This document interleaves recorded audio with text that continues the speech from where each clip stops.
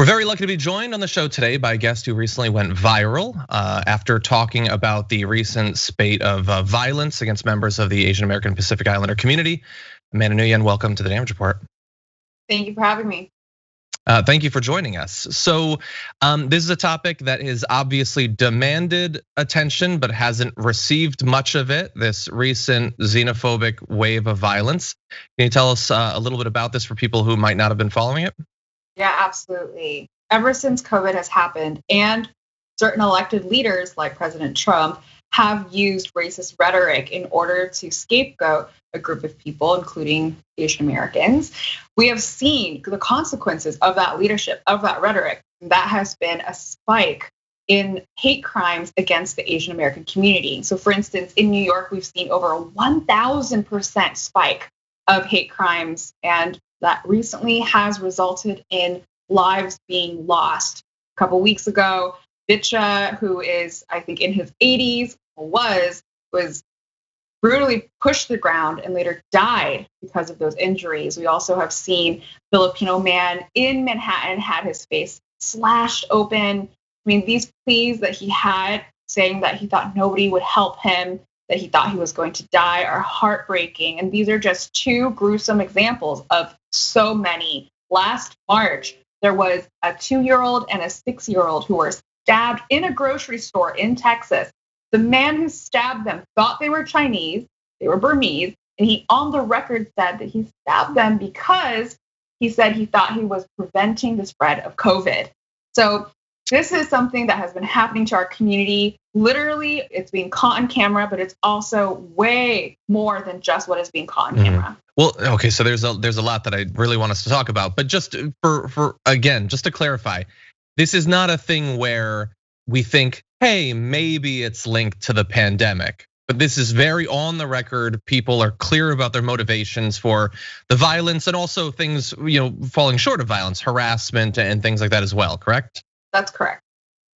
Okay, and it does seem like recently, including in the examples that you gave, that it seems like older individuals might be being targeted in particular. Is that the case, or is that just anecdotal?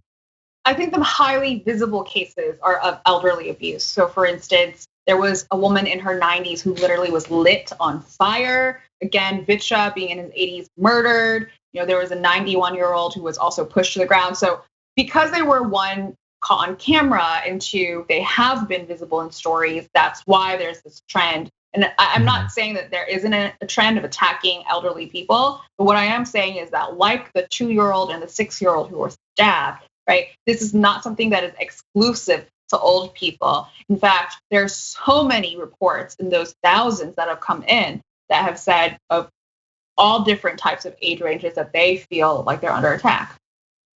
Now, obviously there's a number of high-profile cases that have happened recently. I remember, in the initial months of the pandemic, when you had, at least there was a bit of a national conversation about which of the racist terms Trump and members of the right-wing media were used. Were they acceptable? Were they not? All of that. And there was harassment attacks then. Was there a period where it got any better, or was that just the media, including possibly myself, losing track of the story? It's certainly the latter.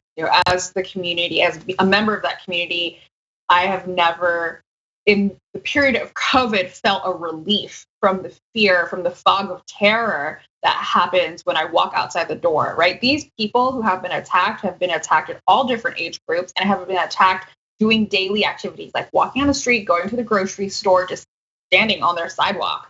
So the fear is absolutely real. To a level of extent, this is terror domestically. And I want to call on everyone who may be a bystander or just even as a member of your community to stand up and say something, to denounce these hate crimes. So President Trump is gone, so we don't have to worry about some of the things he might say during a press conference. And we've got President Joe Biden instead, who seems less likely to use some of these terms, but is he really helping? Is there something he could be doing to help fight back against this more than a year-long campaign of harassment and violence? There's no doubt that the highest office in the land has incredible power to prioritize what the nation's attention span is. And while I'm so grateful that President Biden and the White House have issued the executive memorandum calling and denouncing these hate crimes, there's still so much more that can be done, right? So I want to see exactly what the DOJ is going to do, what Merrick Garland is going to do as Attorney General, right? I want to see not only in this justice framework, but also in the Department of Education. Why isn't AAPI history taught? So many people don't know that American history includes the internment of Japanese Americans. So many people don't know that one of the largest lynchings in US history was against Asian Americans. People don't know that the KKK targeted Vietnamese Americans in New Orleans. This is part of history that has been completely erased. And when you erase people, you erase our humanity. Silence is violence. And I wonder if maybe this is linked to what you were just talking about, but generally, if there is like random acts of violence, that the media usually is pretty interested in that. They like talking about, especially local media, they like talking about acts of violence and things like that. And yet, as you talked about earlier, this series of attacks isn't something that the media is treating particularly seriously. Is it just, sort of racist lack of attention? What do you think is the cause for the lack of national conversation about what's been going on? Yeah, I'm calling out not only the media, but everyone who's in a decision-making position. When we get to elections here, Asians were the margin of victory in Georgia, right? And even in polling, even in progressive spaces, the AAPI community is left off of polling. We are always an afterthought. I can't tell you the amount of times that I've been in progressive spaces which espouse virtues of diversity, and I look around and I'm the only AAPI member there. Right? So this has got to change, where people think that, we can just erase them. They don't really matter. They're not a voting power block, which is certainly wrong. We are one of the, if not the fastest growing minority group within the United States.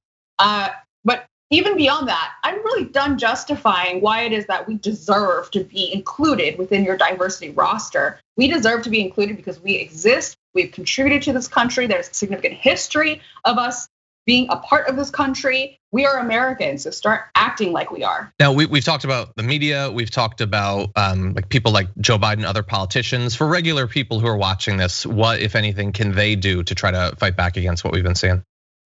I think it's so important to start the conversation for there to be empathy. I think empathy is the key here. If you've ever eaten Asian food, if you ever watched any of our things, if you ever listened to our music or K-pop or anything like that, just know that there are also so many people, a huge community behind that while contributing to your life also is calling out for help right now. So tweeting something, posting something, all that actually has dramatic effect. That video that I posted a couple weeks ago went viral because people cared. And I want to thank everyone who has tagged folks who have said, hey, you know what?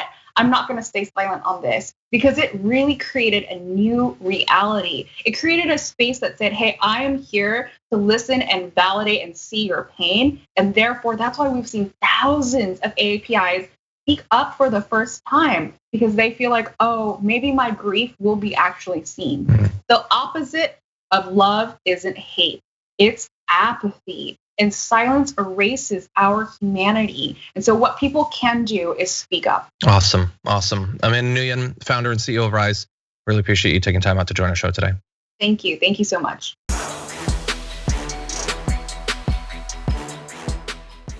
Check out the Damage Report podcast each day, wherever you get your podcasts, whether Pocket Casts or Stitcher or iTunes.